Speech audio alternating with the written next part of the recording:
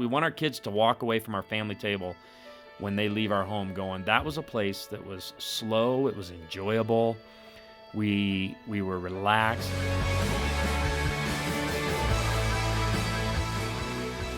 Welcome to the Focus on the Family broadcast, helping families thrive.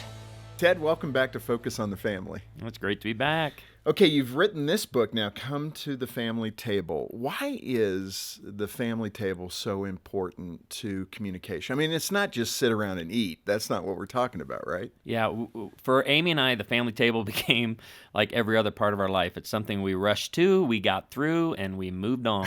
And you had things to do. We had things to do, and food was getting in the way. Wow. But that is a lot of families, Ted. Yeah. I mean, we're busy. Some people double income maybe, and there's a lot going on. And, you know, eating is just a necessity. So you get together, you throw something in the microwave, and you quickly eat, and then you got laundry to do and dishes to do and other things you got to do.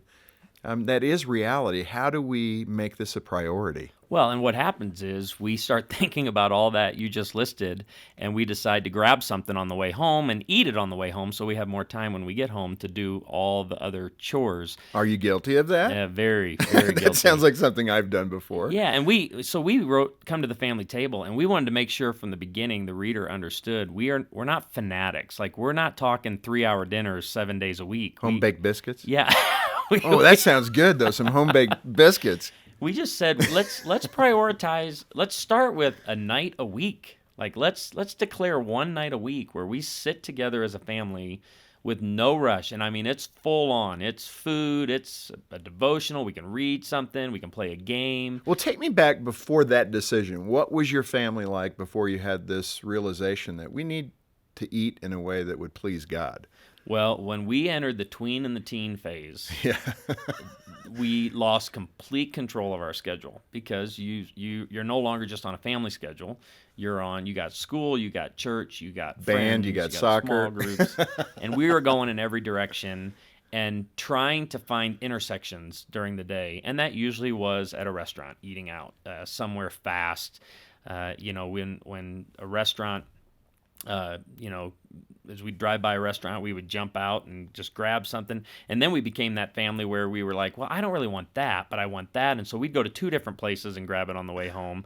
And I mean, and it got so chaotic that we said, something's got to change, because it ultimately affected our health, physically, not just relationally and emotionally, but like, okay, we're not eating all that well. Let's just make a few changes here and see if we can bring about a little bit better quality of life. And what did you start doing? You began to express that once a week? You aimed for just one time a week? We aimed for once a week and let it grow from there. And we thought about the holidays. Holidays are a good time for us because we're not competing with schedules.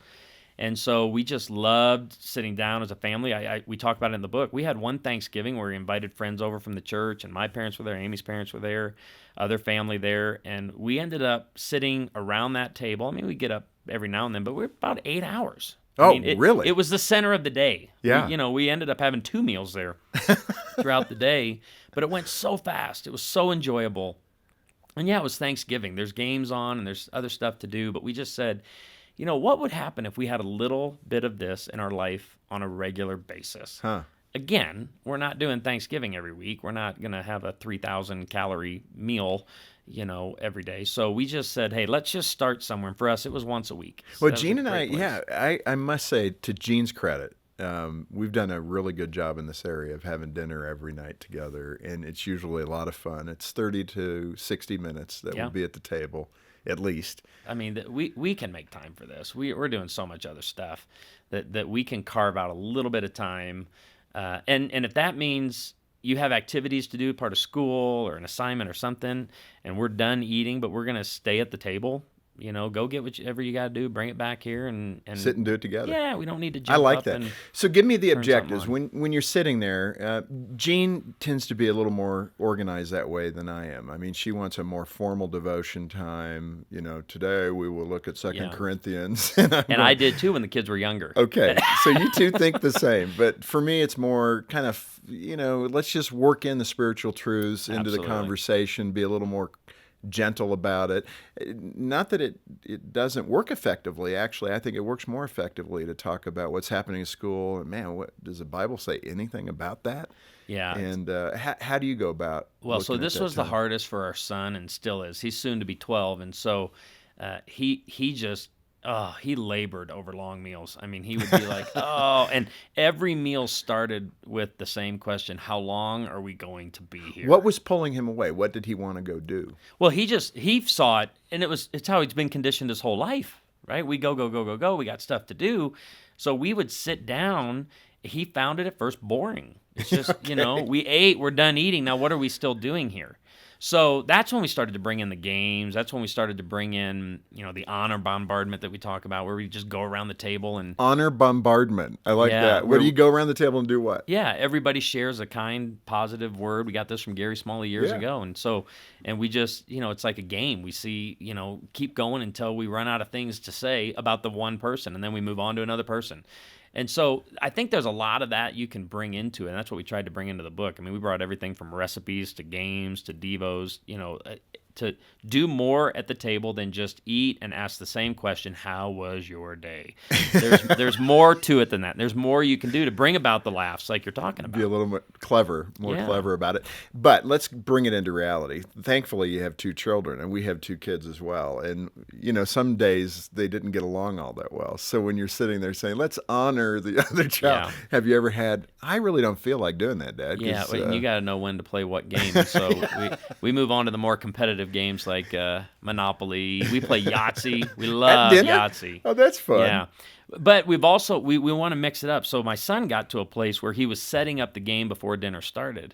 And we would have to say, hey, let's just wait just a little bit on that, Carson. Let's eat first. Let's enjoy the meal that Mom has just Then prepared. we'll play the game. And then we'll get into the game. Then we'll do something, because it's this digital age that we live. We've always got to have something in front of us, keeping us busy, keeping us active. And so the opportunity to just, slow down. We don't need to be rushed. No technology at the table. Every now and then we bring the technology in if we want to show a video or something, or somebody saw something and, hey, I saw this thing today, maybe But you're laugh. using it as an object lesson. It's more of a some sort. lesson than just a Now, you and your mind-numbing wife- surf of you and Pinterest or your Facebook. wife, Amy, you model that well. You're not sneaking emails. Let's at move the- on to the next. Yeah, subject. come on. Yes, No. unless there's a real important call we're waiting for, right? But it's That we- rare. It's rare. Yeah, it's that's good, rare. because that's what Yeah. kids are going to see.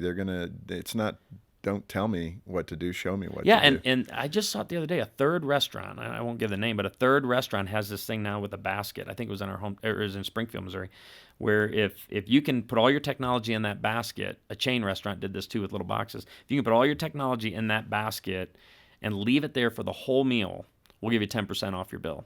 Yeah. And other ones are doing ice cream cones and stuff like that. And I'm like, it's kind of where we need to get back to say, hey, we can go 30, 45 minutes without looking at this device. Because I don't know about you, but I go into restaurants, I see couples on dates that aren't even looking at each other. Right.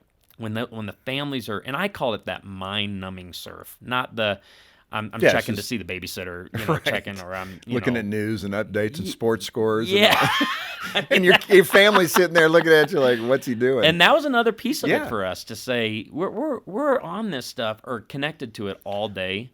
We can take a break. What is your goal when you're setting out to say, okay, we're going to do this mealtime with the family? Do you have a goal in mind, or is it a little more haphazard? I heard you talk about set the board game up later, but is there any kind of formula that you're looking for? Listen, especially for dads, you got to make it simple for me. Yeah. I mean, Yeah. what am I trying to do here? Well, what am I then- trying to achieve? Then you don't even need to read the book. You can just look at the cover, because we put it on the cover. It's slowing down to enjoy food, each other, and Jesus. So there's 4 things in that. We want to slow down. We want to enjoy the food, and not rush through it.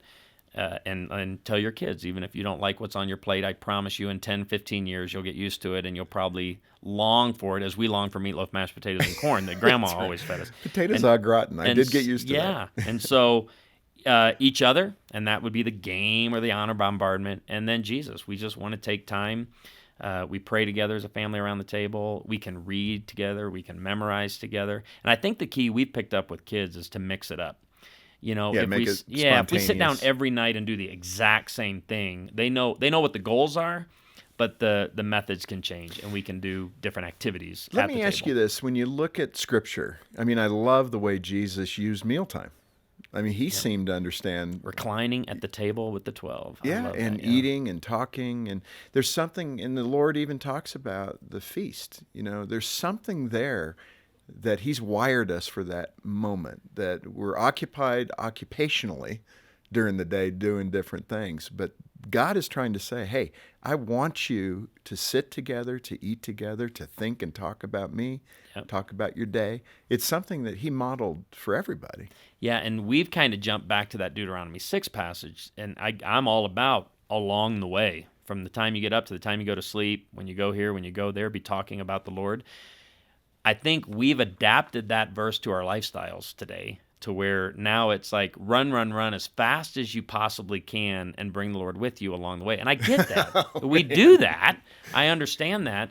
But I also think I think the family table for us is, it doesn't mean that our schedule is going to get any less crazy. We'll still be a little chaotic at times. We get that. But this is our Sabbath. This is our break from the grind of life. We can pause. And it's something we have to schedule like everything else we put on the schedule. So this is a different pace. We want our kids to walk away from our family table when they leave our home going, that was a place that was slow, it was enjoyable. We were relaxed. I feel there is where my mom and dad really got to know me. They asked me probing questions there. One of the big aspects of the family table for us is safety. This is a safe place, so you can share. We can hold one another accountable here. We can confess here.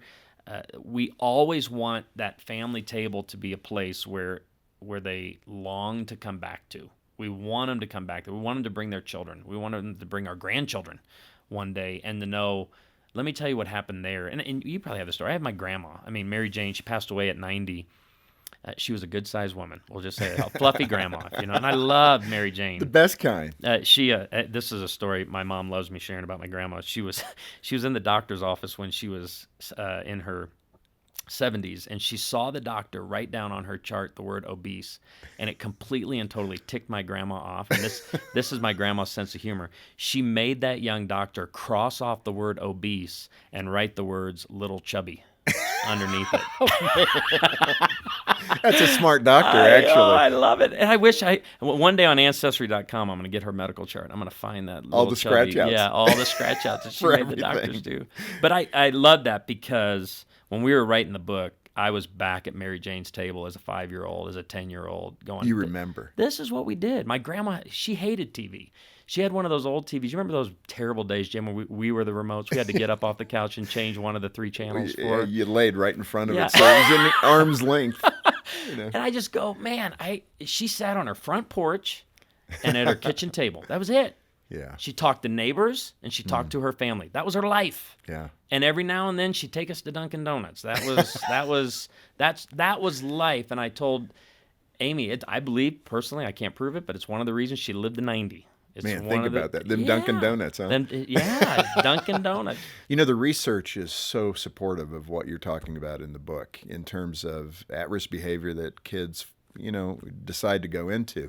When families are spending time at the table, they're far less likely to go into premarital sex, drugs, alcohol, all those things. Why do you think that is? That it's that substantial? Well, my favorite quote, and I found this years ago, and you've heard it. It's from one of my favorite presidents, and I won't say his name, but his initials are Ronald Reagan. And he said, all great change in America happens around the dinner table. He had it, even before the research was there. Yeah. And boy, the first time I heard that, I'm like, that's right. Because I went back to my family. I went back to my grandma and grandpa and sitting around their table when they didn't have the distractions that we had. They weren't exposed to what we were exposed to.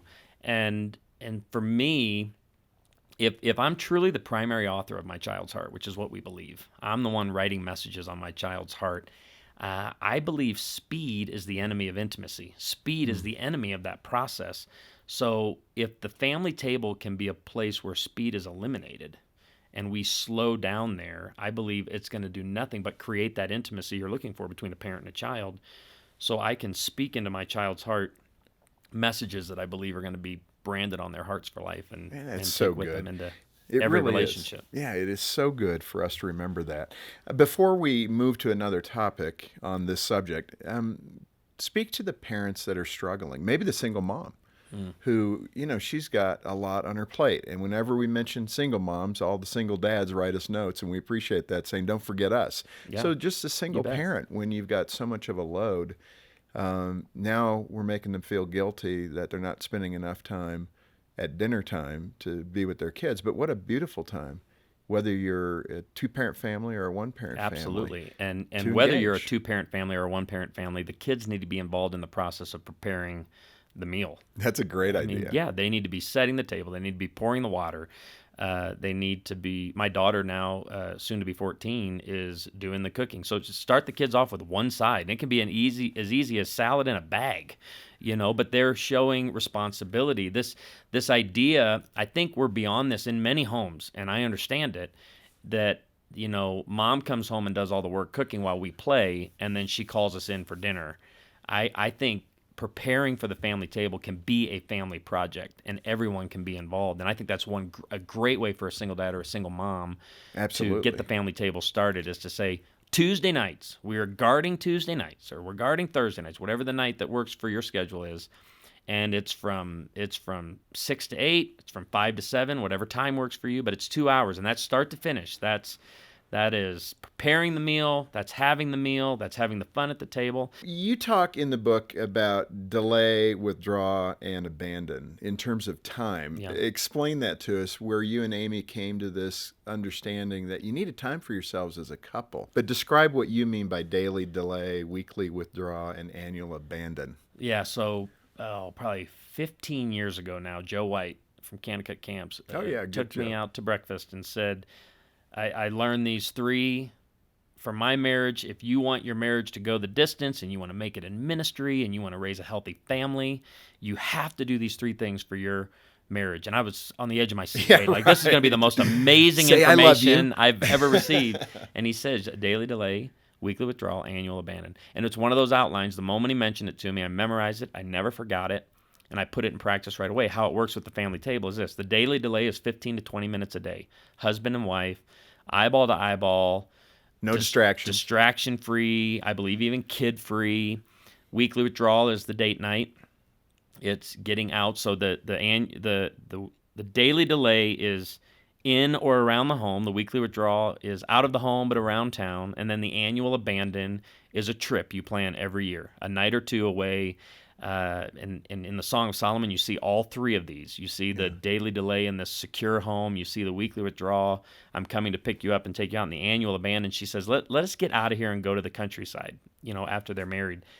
For us, we found some of the best family table time is we would sometimes start the meal with salad when our kids weren't big salad eaters and really still aren't. And that that gave great you at- 15 minutes to talk, and yeah. And we that's said, your smart. mom and I are going to start the meal together. We oftentimes, too, let them bust the table and said, we're going to sit here and have a cup of coffee and talk for a few minutes while you guys get the kitchen cleaned up. And so that's as simple as 15 to 20 minutes can be. 15 to 20 minutes of the daily delay made date night so much better, because it's typically a date night that you start talking budget and children and catching up, and Right. it's a business meeting. Date night should never be a business meeting. Yeah. So when you have the daily delay, you're keeping short accounts during the week. So when you go out, our rule on date night is let's, the best we can, not talk about the children and their needs tonight. Let's not talk about money. Okay, let's focus on having fun and dreaming together and enjoying the company of one another. And then the annual abandon, best thing we ever put into our marriage. And the farther out you can plan this, the better, because then you can anticipate it all the way up to it. And it can be as simple. We're here in Colorado Springs. You can plan a night or 2 in Denver. It can be in the town next door, but just go somewhere. Do something different. And it doesn't have Practice to be something different. expensive. Never has to be expensive. You can get on all these great travel websites. Go to towns out of season. When they're out of season, they're offering great rates at the hotels. I mean, you can do a lot for cheap and get the grandparents involved. Now, Ted, you're a pastor, and like a doctor, you mentioned your grandma having Yeah. the doctor rewrite the chart. Yeah. A lot of people make excuses, and they may be valid to some degree. what have you heard, and how have you Oh, yeah. dismantled Oh, I those can excuses? I can have fun with this one. So before you buy the new vehicle this year, drive the old one another 20,000 miles and get it fixed, save the money. I mean, I am so proud of the fact I have a minivan that has 198,000 miles on it. And I tell the kids all the time, your mom and I are dating tonight at Top of the Rock in Branson. I mean, a great place. And we're able to do that because we don't have car payments. We don't have a high insurance bill. And I'm just saying, you have to prioritize this. You have to make a Well, decision. that's interesting. Yeah, The you are two prioritizing. excuses, and I call them excuses, children and money. That's the reason we don't date. It's the reason we don't take trips together. We have kids and we have no money. That's what I hear all the time. And it ends up being the reason they divorce. Yeah. And I At say, least they'll say that. I say, prioritize. Call the grandparents. We're on a big appeal right now at our church, challenging grandparents to get involved in the lives of their children and grandchildren. We say at our church, every marriage is a duet in need of great backup singers. And I don't think there are better backup singers than grandma and grandpa. Go over, watch the kids, let your children have a date night. Yeah. You know, you have a great sense of humor. I know our listeners love that. In fact, one of your shows is one of the most popular that we've done. And, you know, people just connect with your sense of humor that way. When you sat around the table with the family, have there been a couple of funny moments that make you roll? Oh yeah, some of them. That's why, kind of like social media. I can't share everything that happens around our table, but we have some great moments, and probably our funniest moments are when we do impersonations, and Carson and Corinne they're becoming little comedians, and Carson, my youngest, he's great at quoting the comedian greats and retelling stories, and he's at the place now where he wants me to pay him every time I use a story with him in it. So that's probably why I shouldn't share too much on it. I have no idea how much the Focus broadcast would cost me if I shared a Carson story. If it's $5 for a sermon, this could be 50 or 100. This could be really There we go. expensive. Carson, we're in your corner here. We're going to help you with some allowance. Yeah, for me, we do a bunch that leads to laughter. Singing, dancing. If you can't sing and you can't dance, all the better. That's what makes it funny. Impersonations. Joke telling, storytelling. Another aspect in the book, you talk about hospitality, and I want to make sure we get this in the last couple of minutes here, because hospitality, I think Christians as a community aren't doing as well in this area, and we struggle, to be honest, to do it as well, and that is to invite people to the table, outsiders. You emphasize that. How do you do that, and how has the family responded? Yeah, see, talk about hard enough getting your own family to the table. Now we're talking about coordinating your family's schedule with another family's schedule. We actually have a great story with this. We were sitting down, finishing dinner one night. We just pushed the plates to the side of the table, and we're beginning a fun time. And a family from our neighborhood that we invited over for dinner 2 nights from now were knocking on the front door holding a cake. And Amy, my wife, about falls over because she thought she got the schedule wrong. It wasn't actually us. It was them that got the schedule wrong.